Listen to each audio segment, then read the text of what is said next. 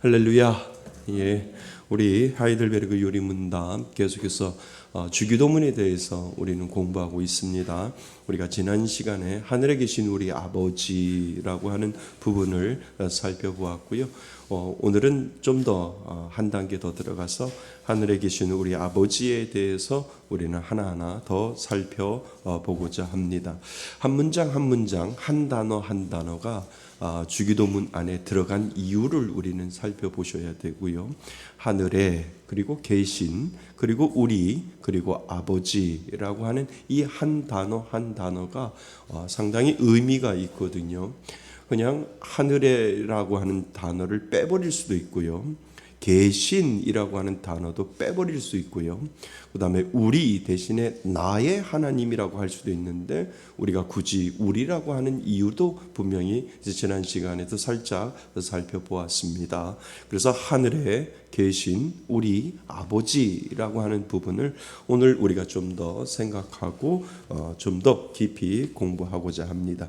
그래서 하늘에 계신 우리 아버지, 하늘에 계신 우리 아버지, 이 한마디가 우리의 주기도문에 가장 중요한 시발점이 되고요. 그것을 통해서 우리가 기도의 자리로 나아갈 수 있도록 우리에게 그 대상을 가르쳐 주었기 때문에 하늘에 계신 우리 아버지, 이것이 얼마나 중요한지를 오늘 한 번 더 살펴보고자 합니다. 그래서 우리가 하늘에 계신 우리 아버지, 이 한마디만 해도 우리가 다른 기도를 하지 않아도 이 한 문장만 기도를 해도요, 하나님은 뭐라고 말씀하셔요? 다 안다고요. 왜요? 내 마음을 아시는 이는 누구라고? 하나님이라고요. 그래서 우리가 기도가 안 나와도 이 한 문장, 하늘에 계신 우리 아버지, 더 힘들면 그냥 아버지라고 우리가 이 한마디만 고백을 해도 하나님은 그래, 네 마음 내가 다 안다. 왜요? 아버지는 자녀의 마음을 알잖아요. 그 자녀가 무엇을 생각하고 어떤 일을 하려고 하는 거 있는 거고, 또 뭐 때문에 속상해하고 뭐 때문에 어려워하는지를 아버지는 부모된 자녀들에게 늘 그 모습들을 알고 있듯이, 우리 영적인 아버지 하나님은 우리들의 모든 필요한 것들을 아시고, 우리가 요구하는 것도 아시고, 우리가 부족한 것도 아시고, 연약한 것도 다 아시기 때문에 우리가 하늘에 계신 우리 아버지, 더 가까이 이야기하면 아버지라고 하는 이 한마디가 하나님이 우리를 보고 계시는 하나님, 내 마음을 알고 계시는 그 하나님에 대해서 우리는 생각해 보셔야 된다는 거죠. 예, 그래서 오늘은 한 단계 더 들어가서 좀 더 살펴보고자 합니다. 지난 시간하고 좀 중복될 수 있는데요, 좀 더 깊이 생각하고자 하늘에 계신 우리 아버지를 한 번 더 우리는 생각해 봅니다. 하나님은 예수 그리스도를 통해 우리를 뭐로 삼아 주셨어요? 자녀로 삼아 주셨고, 그래서 우리는 하나님을 우리 아버지라 부를 수 있게 되었습니다. 그래서 우리는 영적으로 부자 관계가 되어지는 거지요. 이 부자 관계는 단순히 호칭의 문제가 아니라 하나님과 나 사이에 관계가 맺어지면 사랑과 공경과 그리고 신뢰와 순종의 관계가 그 가운데 되어진다라고 하는 겁니다. 다시 한번요. 사랑과 공경과 신뢰와 순종의 관계가 그곳에 부자 관계 속에서 되어진다는 거예요. 그런데 우리 육신의 부모에게도 이게 있잖아요. 내가 분명히 부모를 사랑하면 부모와 자식과의 관계 속에서는요, 사랑이 있고요, 그 다음에 공경이 있잖아요. 공경이 있고요, 그리고 뭐가 있어요? 신뢰가 있고요, 그리고 순종에 있어요. 순종이. 그래서 부모가 아무리 부족해도요, 밖에 나가서 자기 부모가 욕을 먹으면 그 자녀가 가만히 있으면 문제예요. 왜 우리 아버지한테 왜 네가 뭔데 그래? 라고 이야기하는 것이 뭐요? 공경이잖아요. 그 자녀의 할 도리잖아요. 그리고 나서 집에 들어와서 아버지 사실은 이거 아버지가 잘못했잖아요. 이렇게 이야기하는 거죠. 반대로요. 자녀가 잘못하면 그 자녀를 가르치더라도 사람 속에서 그 자녀들에게 우리 자식한테 왜 그러냐고 부모가 그렇게 이야기를 하는 거지요. 그리고 집에 들어와서 야 사실 네가 잘못했으니까 다음부터 네가 조심해야 된다. 이런 건 네가 하면 안 돼. 이게 부모의 역할이잖아요. 그러니까 이것이 사랑과 공경과 신뢰와 뭐요? 순종. 이 네 가지가 부모와 자식과의 관계 속에서 그대로 이루어지는 거죠. 그러니까 여러분들이 자녀들을 사랑 안 해요? 하잖아요. 여러분들의 자녀가 부모를 공경 안 해요? 하잖아요. 여러분이 자녀를 신뢰하잖아요. 사람은 믿을 대상이 아닌데 그나마 뭐요? 가족은 믿잖아요. 가족도 안 믿어요? 가족은 믿잖아요. 솔직히 누가 이야기를 해도 누구는 믿어요? 가족은 믿잖아요. 남편, 아내를 못 믿어도 누구는 믿어요? 자식은 믿어요. 사람은 뭐 믿을 대상이 아니지만 그래도 누구요? 가족은 그 가운데서 정말 그거 진짜야? 그러면 진짜인가 보다라고 믿어주잖아요. 안 그러는가 보죠? 믿어요. 가족은. 그러니까 사람은 믿을 대상이 아니지만 그나마 누구는 믿어요? 가족은 믿잖아요. 그래, 내 가족이 이런 얘기를 했으면 그건 진실일 거야. 다른 사람이 이런 얘기하면 에이 자기 욕심이겠지, 자기 생각이겠지 이래도 가족이 와서 뭐라고 이야기하면 진짜인가 보다, 진심인가 보다 이렇게 믿어주는 것이 가족의 관계이지요. 그래서 사랑과 공경과 신뢰와 순종의 관계가 부자 간의 관계예요. 부모와 자식 간의 관계입니다. 우리가 하나님을 뭐라고 부를 때는 아버지라고 부를 때는 단지 입술로만이 아니라 마음 깊은 사랑과 신뢰를 담아 부를 수 있게 되었습니다. 맞죠? 예, 우리는 영적인 아버지를 그러한 부분으로 부릅니다. 그래서 우리가 기도할 때나 하나님 앞에 간구할 때 아버지 도와주세요.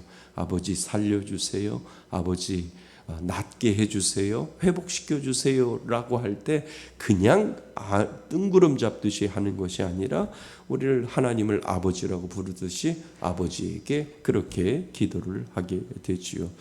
그래서 하나님은 먼저 우리를 사랑하셨고 우리가 하나님을 사랑했다고요? 아니요. 하나님이 우리를 먼저 사랑하셨습니다. 맞습니다.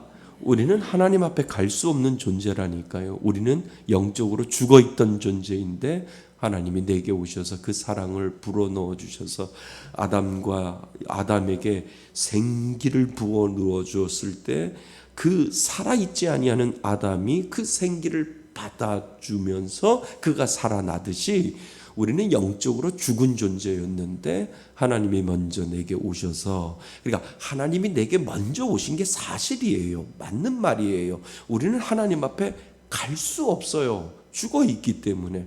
왜요? 아담을 통해서 우리들에게 가르쳐 주잖아요. 죽어 있던 아담에게 뭐를 집어넣었어요? 생기를 집어넣어서 그 생명을 통해서 아담이 살아나듯이 모든 인간은 죽은 존재예요. 하나님을 알기 전에는 죽은 존재였는데 하나님이 나를 사랑하여 주셔서 하나님이 내게 오셔서 나에게도 뭐를 불어넣어 주시고 아담에게 불어넣어 주신 것처럼 내게 생기를 불어넣어 줌으로 말미암아 내가 살아있는 존재가 되는 거예요. 살아있으면 나에게 생기를 불어넣어 주신 그 존재를 알게 돼요? 모르게 돼요? 알게 되잖아요. 그거 똑같은 거예요. 그러나 창세기에서 그렇게 이야기하듯이 우리 인간은 어떠한 노력으로 하나님 앞에 직접 가질 못해요. 우리는 전적인 타락이에요. 완전 타락되어 있기 때문에 하나님을 알 수도 없고 하나님을 깨달을 수도 없고 하나님 앞에 갈 수도 없는 그러한 존재예요. 죽어있는 존재예요. 하나님이 우리에게 오셔야만 우리가 살아나는 거지요. 이게 장로교예요. 다시 말 칼빈이 끝까지 얘기하는 거는 너희들이 뭐로 할 수 있는 거 아무것도 없어. 너희들이 죽었기 때문에 할 수 있는 거 아무것도 없어. 조그만 선이라도 남아있는 거 없어. 너희들은 완전한 타락이야. 너희들은 죽었다니까. 그 죽은 너에게 하나님이 오셔서 사랑을 불어넣으셔서 그 사랑을 때문에 너희들이 살아났으므로 말미암아 그 살아남으로 하나님 앞에 반응한 것뿐이지 너희들이 할 수 있는 건 아무것도 없단다라고 이 장로 칼빈이 우리들에게 가르쳐 주고 있다는 거죠. 여러분 그거를 아세요? 아셔야 돼요. 내가 하나님을 모를 수 있어요. 평생 모를 수 있는데 내가 이 자리에 앉아 있는 건 하나님이 오셔서 나에게 그 은혜를 주셨기 때문에 많고 많은 시간 중에 내가 그냥 일반인으로 자연인으로 살다가 그냥 부어라 마셔라 먹고 살다가 그냥 좋은 구경하고 돈이 있는 거 쓰다가 그냥 죽을 수도 있는데 내가 가만히 보니까 내가 왜 지금 이 자리에 왜 앉아 있지? 생각해 보셨어요? 이거 기적 아니면 이해하지 못해요. 저보다 그냥 예수 모르고 살다가 저는 태어날 때부터 어머니 뱃속에서부터 하나님을 알기 때문에 그냥 아버지가 있듯이 엄마가 있듯이 하나님이 있는 것을 그냥 자연스럽게 배우다가 나중에 하나님 살아계심을 깨닫게 되는데 전혀 하나님을 모르다가 전혀 교회라는 곳에 문턱도 안 가다가 전혀 하나님을 모르다가 내가 왜 지금 여기 와 있지? 죽은 나를 깨워서 교회라고 하는 이 자리에 앉게 하게 만드시는 것은 내가 아니라 하나님이라니까요. 그러니까 중간에 예수 안 믿다가 중간에 들어오신 분들은 그거 느낄 거예요. 느끼셔야 되고요. 이야, 가만히 보면 예수 안 믿고 평생을 살다가 그냥 죽을 수도 있는데, 이야, 참 희한하지. 세상의 모든 잡다한 것 다 좋다고 했던 내가, 세상의 즐거운 것 다 좋다고 했던 내가, 그 모든 것들을 배설물로 여기고 내가 이 자리에 와 있는 것은 하나님의 은혜 아니고서는 해석이 안 돼 라고 하는 것을 정말 중간에 예수를 믿고 하나님 앞에로 온 사람들은 그것을 정말 처음 어머니 뱃속에서부터 모태신앙보다도 더 많은 것들을 깨달을 수 있다는 거죠. 그래서 우리는 하나님의 사랑이 먼저 오지 아니하면 우리는 그 사랑을 고백하지 못하는 존재라는 거예요. 믿으세요? 믿으셔야 돼요. 그래서 하나님은 먼저 우리를 사랑하셨고 그 사랑으로 우리를 그분의 뭐로? 자녀로 받아 주셨습니다. 요한일서 4장 19절 말씀처럼 우리가 사랑함은 그가 먼저에다가 동그라미를 치세요.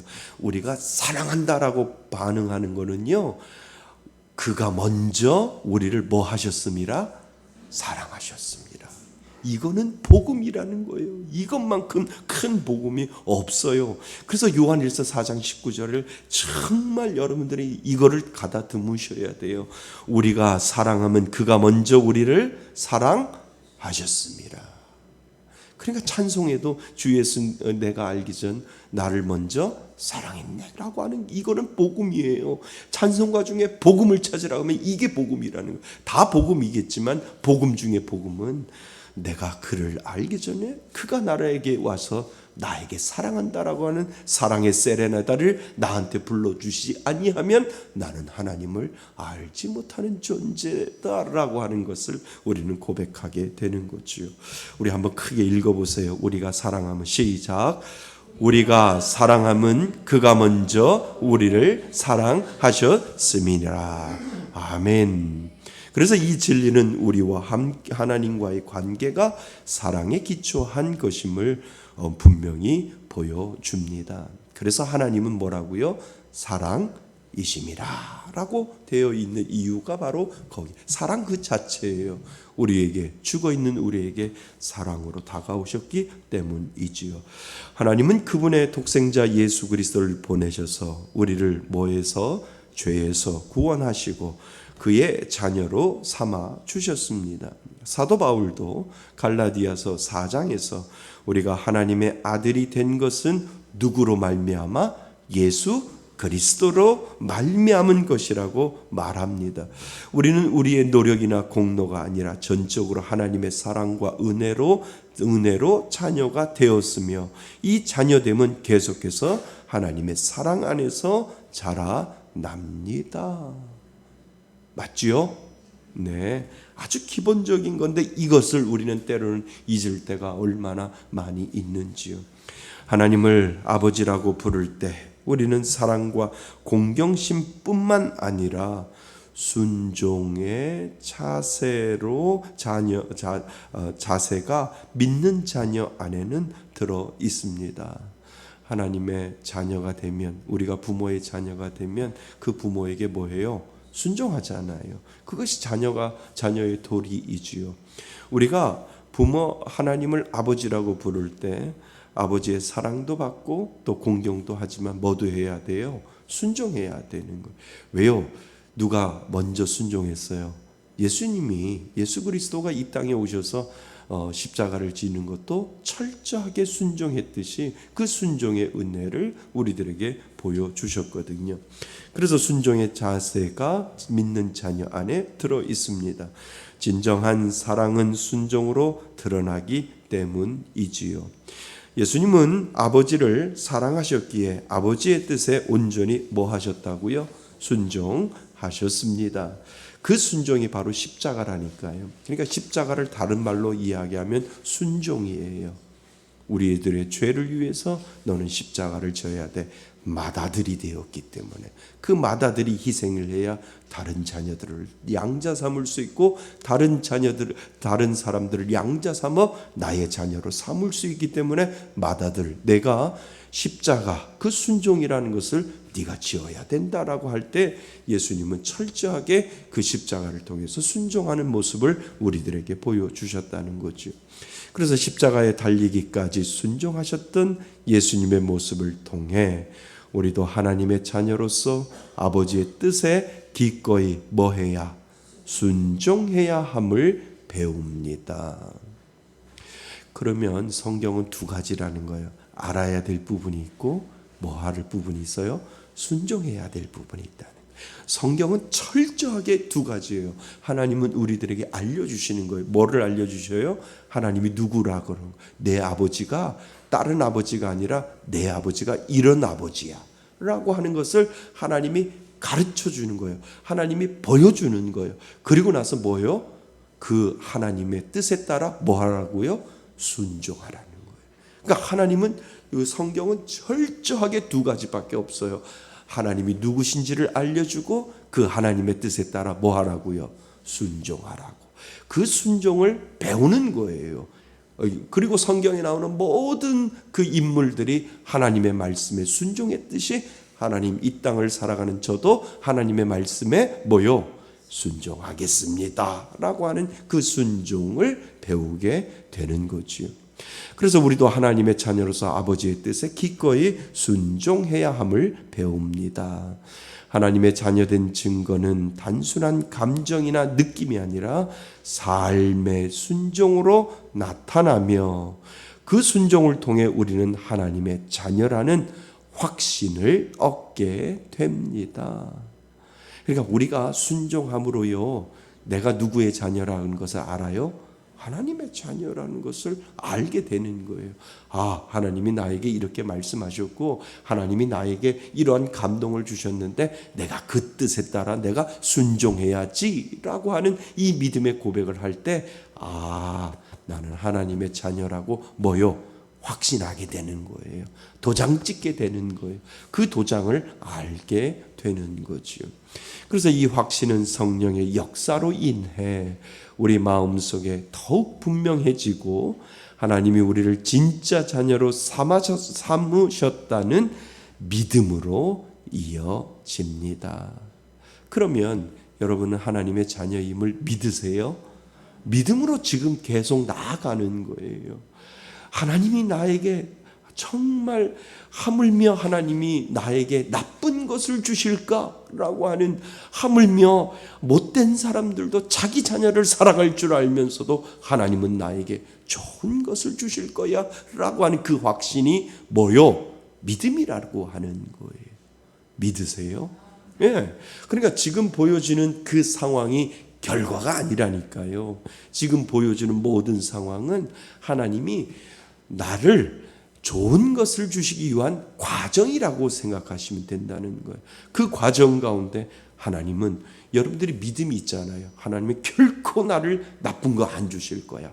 나에게 지금 보여지는 것이 나쁜 결과라고 할지라도 그것이 나쁜 것이 아니라 좋은 것을 주시기 위한 과정이야 라고 우리는 확신하잖아요. 믿으세요? 이것이 믿음이라니까요. 믿음이라니까요. 그러니까 여러분들, 우리들에게 오는 모든 결과가, 우리는 믿는 사람들은 나쁜 게 아니에요. 단지 우리가 그것에 대해서 울고불고 난리치는 것이 문제이지, 아니야, 내가 믿는 하나님은 마지막은 좋은 거야. 내가 믿는 하나님은 좋은 것을 주시기 위하여 지금 이 과정을 가시는 거야 라고 우리에게 하나님이 그 확신을 주셨고 그 믿음을 주셨다는 거예요. 그러니까 이 땅을 살아갈 때 얼마나 많은 불행들이 있어요. 근데 우리는 그것이 불행이 마지막이 아니라고 하는 거예요. 세상 이 하나님을 믿지 않는 모든 사람들은 그 모든 것이 불행이라고 생각해서 만나는 모든 불행마다 내 인생은 왜 이럴까라고 생각을 하지만, 우리는 그게 결과가 아니라고 하는 거죠. 우리의 결론이라고 하는 게 아닙니다. 저와 여러분들을 향한 하나님의 마지막은 해피엔딩이라니까요. 행복이라니까요. 아무리 우리가 영화를 봐도 그 영화의 끝을 우리가 안다면, 아무리 저래도 마지막은 해피엔딩이야 라고 우리가 그 영화를 본다면 우리는 그것을 편안한 마음으로 보잖아요. 그러니까 그 편안한 마음이 우리에게는 믿음이에요. 괜찮아. 큰일 났네. 이걸 어떻게 할까? 그때 뭐예요? 괜찮아. 하나님은 이게 마지막이 아닐 거야. 하나님은 분명히 좋은 것을 주실 거를 나는 믿어. 이것이 확신이라는 거예요. 여러분, 우리들의 인생의 마지막은 해피엔딩입니다. 그것을 믿음으로 살아가는 거예요. 하나님, 지금 보여지는 거 깜깜하고 어두운 터널이라 할지라도 하나님, 저는 믿습니다. 하나님 좋은 것을 주시기 위하여 하나님 우리들에게 믿음의 은혜를, 확신을 주셨사오니 하나님 끝까지 제가 믿어 드릴게요 라고 하는 이 믿음의 고백을 우리는 하나님 앞에 올려 드리셔야 된다는 거예요. 한번 해보실래요? 하나님 끝까지 믿어 드릴게요. 시작. 하나님 끝까지 믿어 드릴게요. 예, 아멘. 하나님은 더 많은 결과를, 좋은 결과를 위해서 우리들에게, 그 자녀들에게 좋은 것을 베풀어 주시는 하나님이 우리가 믿는 하나님이신 줄 믿습니다. 예, 그래서 우리가 하나님께 순종할 때 그 순종은 단순한 의무감에서 비롯된 것이 아니라 아버지에 대한 사랑에서 비롯된 것입니다. 하나님과 우리와의 관계는 무슨 관계? 사랑의 관계예요. 끊을 수 없는. 그래서 순종을 통해 우리는 더 깊은 확신과 신뢰를 갖게 되며 하나님이 우리의 아버지라는 사실을 삶 속에서 경험하게 됩니다. 아멘. 예, 그래서 하나님은 나의 아버지가 되는 거죠. 하나님과 우리의 부자 관계는 어떠한 상황 속에서도 취소되거나 무효화되지 않습니다. 한번 맺어진 사랑은 끊어지지 않지요. 호적하는 거 없습니다. 한 번 호적, 영원한 호적. 영적인 호적은 우리가 하나님을 떠날 뿐이지 하나님은 절대 그 호적 파내지 아니하신다는 거죠. 이것이 하나님의 은혜라는 거예요. 그래서 어떠한 상황 속에서도 취소되거나 무효화되지 않습니다. 그래서 우리가 중요하게 생각하는 것은요, 하나님을 떠났다라고 할 때 하나님을 믿었는데 하나님을 안 떠날 수 있을까? 아니죠. 그죠? 하나님을 믿는데 하나님과의 끊어지지 않는 그 관계에 있는데 하나님을 떠났다라고 하면 둘 중에 하나라는 거예요. 하나는 뭐요? 아예 없는 거나 머리로 믿고 있는데 정말 냉철한 지성과 뜨거운 영성으로 하나님을 믿는다라고 고백하지 아니하고 그냥 너 믿으면 천국 가. 그러니까 그냥 믿어지는 사람. 그건 정말 믿음이 없는 거거나 아니면 잠시 시험 받고 있거나. 시험은 뭐 하라고 있는 거예요? 통과하라고 있는 거예요. 그러니까 통과하라고 있는 건데 계속 저거를 시험이라고 생각하면 또 문제이잖아요. 그죠? 시험은 통과하라고 해서 언젠가는 그 시험을 통과해서 나와야죠. 그 통과해서 일어나야죠. 그것이 하나님의 사랑. 왜냐하면 하나님이 계속 찌르는데요. 하나님의 자녀에게 야, 너 계속 찔러서 피가 철철 흐르는데도 피가 철철 흐르는데도 안 나오면 그것 문제잖아요. 하나님은 잠시 시험을 받게 하지만 그 시험은 하나님이 통과하게 하신다는 거죠. 통과할 수밖에 없어요. 그러면 둘 중에 하나라는 거예요. 아예 없거나 아니면 시험 가운데 있거나. 근데 그 시험이 깊어지면 어느 쪽에 더 기울어져요? 어느 쪽? 아예 없거나. 시험이 그냥 잠깐 왔는데 탁 깨닫고 언젠가 해서 딱 들어오면 저분 시험 받았는데 이야 잘 이겨냈네. 하나님의 사랑 깨달았는데 근데 그 시험이 길어가지고 하면 어느 쪽에 더 가까워질까요? 없는 쪽에 더 가까워요. 그렇다고 우리가 없다라고 얘기하면 뭐요? 죄예요, 죄. 언제까지? 돌아가실 때까지 봐봐야 돼. 돌아가실 때까지 딱 봐서 없구나. 근데 돌아가실 때 하나님 나의 죄를 용서하여 주옵소서. 교회 갈 수 있는 다시 회복돼서 교회 갈 수 있는 그 기회가 있었는데 하나님 내가 교회를 가지 못했고 하나님을 믿지 못했던 오른편 강도가 되어버렸습니다라고 하며 꼴까닥 돌아가실 수도 있잖아요. 그러면 부끄러운 구원일 수도 있다라고 하는데 둘 중에 하나다라고 하는 거지요. 그러니까 우리가 하나님의 그 사랑 가운데 있으면 하나님 앞에 붙들려 사는 것이 은혜예요. 그지요? 하나님의 붙들려 사는 것이 은혜인데 깊어지면 깊어질수록 그냥 우리 생각에 아닐 가능성이 더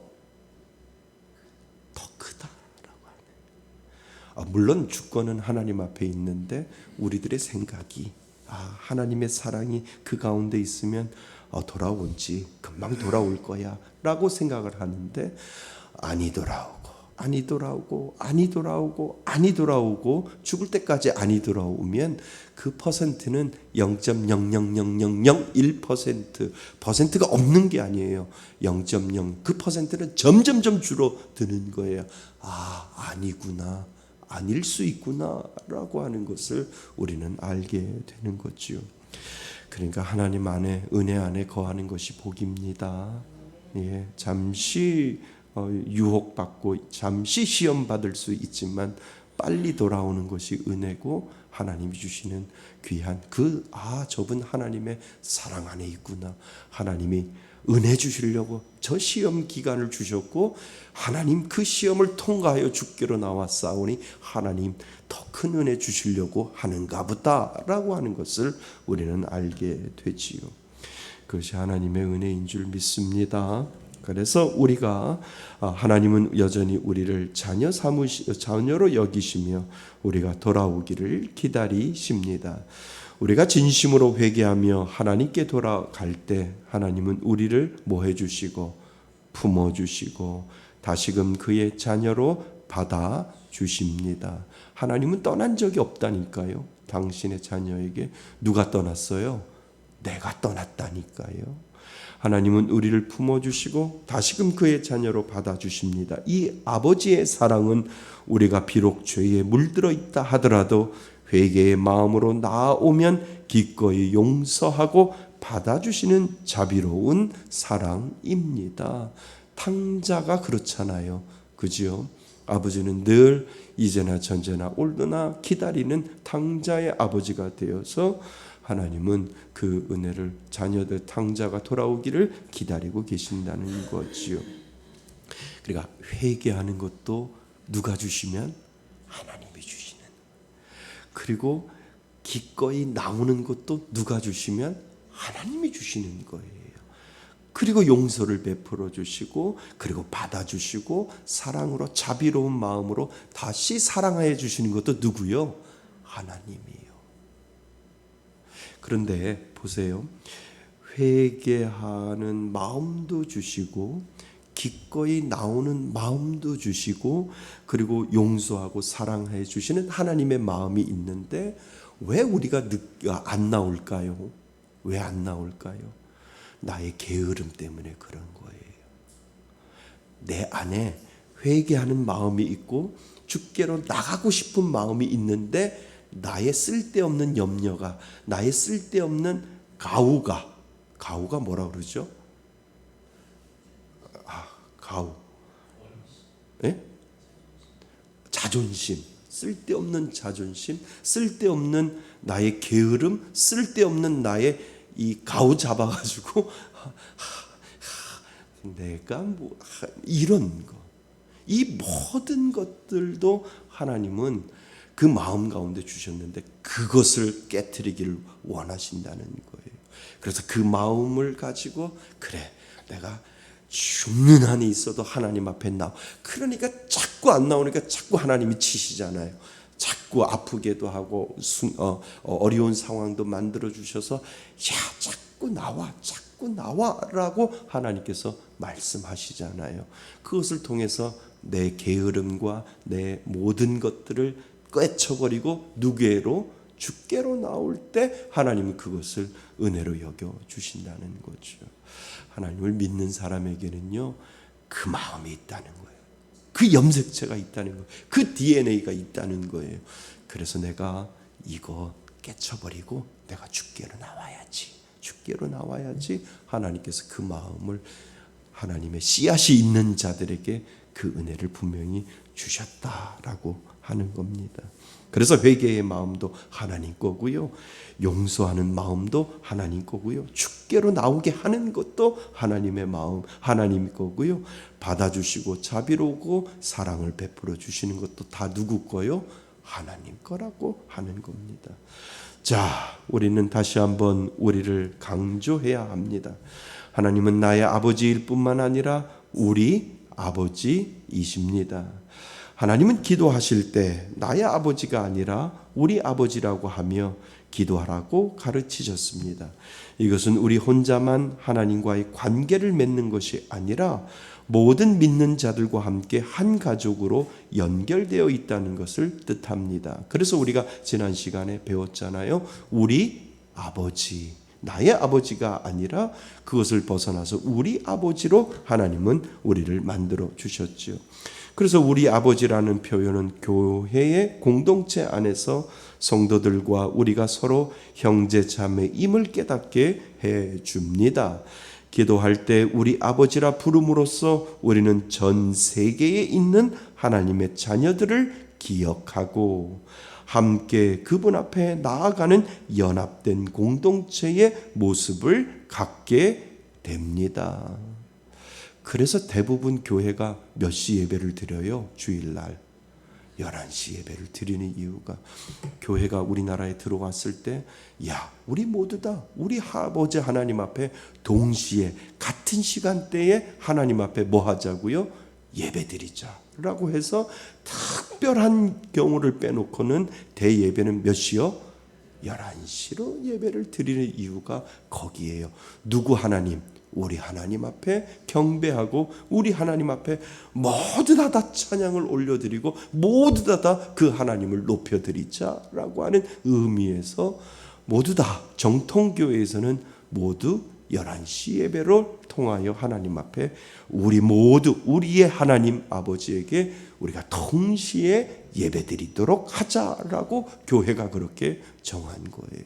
한번 생각해 보세요. 우리 교회만 11시에 예배드리는 것이 아니라 우리나라 전국에서 모든 정통 이단 빼놓고 모든 정통교회에서 11시에 하나님을 찬양하고 그 하나님을 높여드릴 때 아마 지구에서 이렇게 그 우주에서 이렇게 내려다 보시는 하나님이 그 한국이라고 하는 한반도에서 11시 주일날 11시에 모두 다 하나님을 높여드리는 그 함성이 하나님 귀에 들린다면 얼마나 멋있을까요?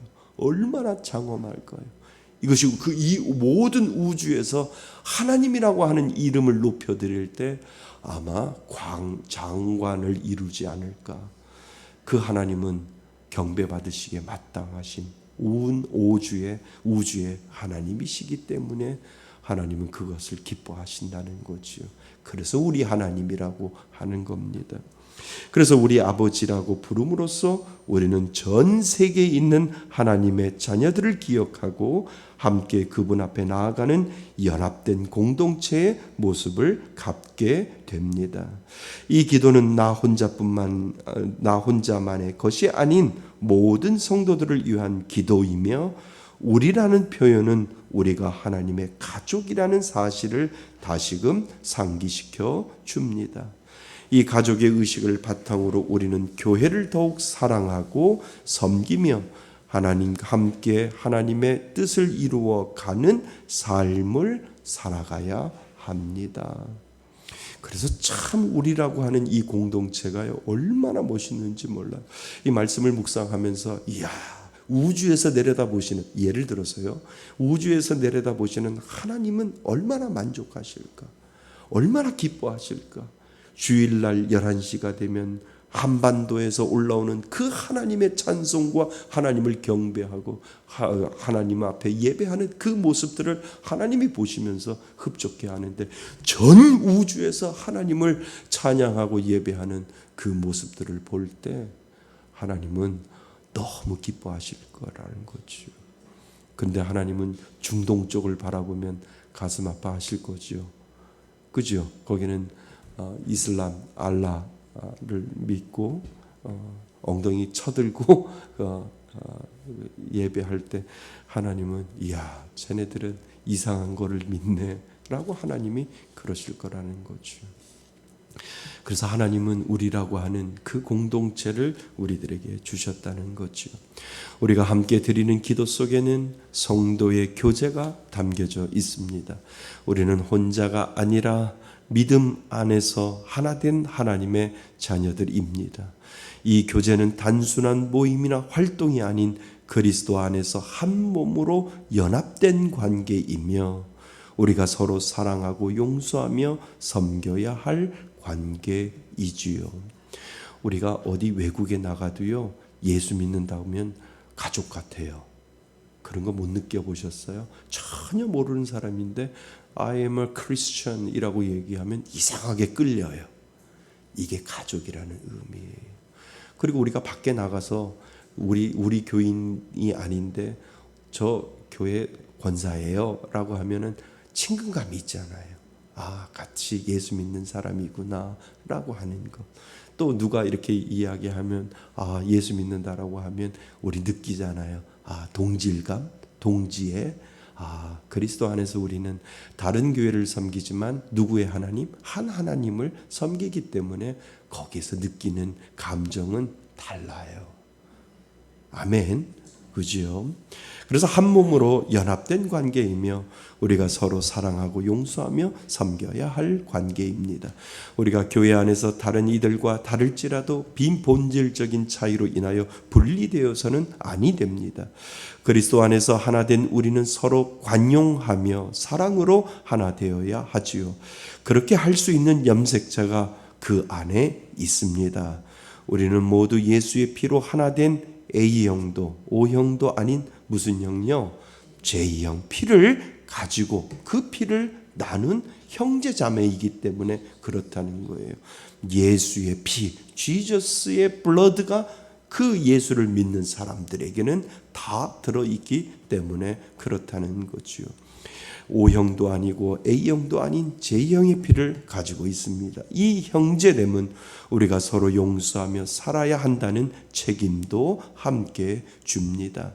하나님께서 우리의 죄를 용서해 주신 것처럼 우리도 우리에게 죄 지은 자를 용서해야 하는 것처럼 용서하지 않으면서 하나님을 우리 아버지라 부르는 것은 모순입니다. 우리가 진정으로 하나님의 자녀라면 형제 자매에게도 하나님의 마음으로 대하며 용서할 수 있어야 된다는 거죠. 그러니까 우리가 하나님의 은혜를 가지고 우리가 용서하고 사랑할 수 있는 그 은혜의 단계를 하나님은 믿는 자에게 주셨다는 겁니다. 자, 결론. 우리가 하나님을 하늘에 계신 우리 아버지라고 부를 수 있는 것은 전적으로 예수 그리스도의 은혜 덕분입니다. 아멘. 믿으시죠? 그분이 십자가에서 흘리신 피로 우리를 구원하셨기에 우리는 이제 하나님 앞에 담대히 나아가 뭐라고 부를 수 있어요? 아버지라 부를 수 있습니다. 이 고백은 단순한 호칭이 아니라 하나님과 맺은 깊은 관계를 드러냅니다. 우리는 하나님의 자녀로서 그분을 신뢰하고 사랑하며 순종할 수 있습니다. 동시에 다른 믿는 이들과는 한 가족임을 알 수 있습니다. 한 가족임을 알지요. 그지요? 예. 그래서 우리 아버지라는 고백에는 하나님과의 사랑뿐만 아니라 서로 간의 사랑과 용서, 화해, 연합의 정신이 담겨져 있습니다. 그러므로 우리는 이 관계를 소중히 여기며 날마다 더욱 깊이 가꾸어 가야 합니다. 하나님이 우리 아버지이시며 우리가 그분의 자녀라는 이 진리는 신앙의 본질이자 삶의 중심이 됩니다. 그래서 육신적인 형제자매보다 결국은 영적인 형제자매가 더 중요하다는 거예요. 천국에 가면 육신적인 형제자매가 먼저일까요? 아니요. 그냥 이 땅을 살아갈 때 육신적인 관계를 하나님이 맺어준 것이고요. 천국에 가면 영적인 형제자매와 같이 영원한 삶을 누릴 수 있도록 하나님이 만들어 주신다는 거예요. 그 은혜를 여러분 기억하셔요. 그래서 지금 우리가 만나는 모든 우리 교회의 공동체가 그리스도 안에서 한 형제예요. 우리는 천국 가서도 만날 존재라는 거예요. 아멘. 그 은혜로 살아가시기를 바랍니다. 예, 그 은혜로 살아가시는 저와 여러분이 되시기를 주님의 이름으로 축원드립니다. 아멘. 오늘 주신 말씀을 가지고 우리 기도의 자리로 나아갑니다. 우리 잠시 기도할게요. 하나님을 우리 아버지라고 섬길 수 있도록 도와주신 것 감사하고 또 우리 형제 자매로 하나님 천국까지 우리는 끝까지 영원한 삶을 형제자매로 서로 알아볼 수 있도록 만들어 주신 것 감사합니다. 오늘 주신 말씀 가지고 잠시 기도합니다. 하나님 아버지 그렇습니다. 하나님 하늘에 계신 우리 아버지이시기에 우리가 이 땅을 살아갈 때 형제자매로 살아갈 수 있도록 도와주신 영적인 가족으로 만들어 주신 것 감사드립니다. 하나님 이 땅을 살아갈 때 우리가 하나님 교회라고 하는 이 공동체 속에서 형제여 자매여 한 형제임을 알게 하시고 사랑할 수 있도록 은혜 주신 것 감사드립니다. 그 은혜 잃어버리지 아니하고 늘 하나님을 아버지로 모시고 끝까지 사랑하며 섬기며 살아갈 수 있도록 도와주옵소서. 고마우신 하나님, 우리들에게 하늘에 계신 우리 아버지임을 가르쳐 주시니 감사드립니다. 이 은혜 끝까지 기억하게 하여 주시고 그 사랑 잃어버리지 아니하고 늘 하나님께 순종하며 살아갈 수 있는 저희들 되게 하여 주옵소서. 하나님, 우리가 교회라고 하는 이 공동체 속에서 천국에서 누릴 형제 자매 귀한 은혜를 공동체를 주셨사오니 서로 사랑하며 섬기며 끝까지 아끼고 사랑할 수 있는 은혜를 더하여 주셔서 하나님 저 천국에서도 영원한 삶을 누릴 수 있는 저희들 되게 하여 주옵소서. 예수 그리스도의 이름으로 기도드립니다.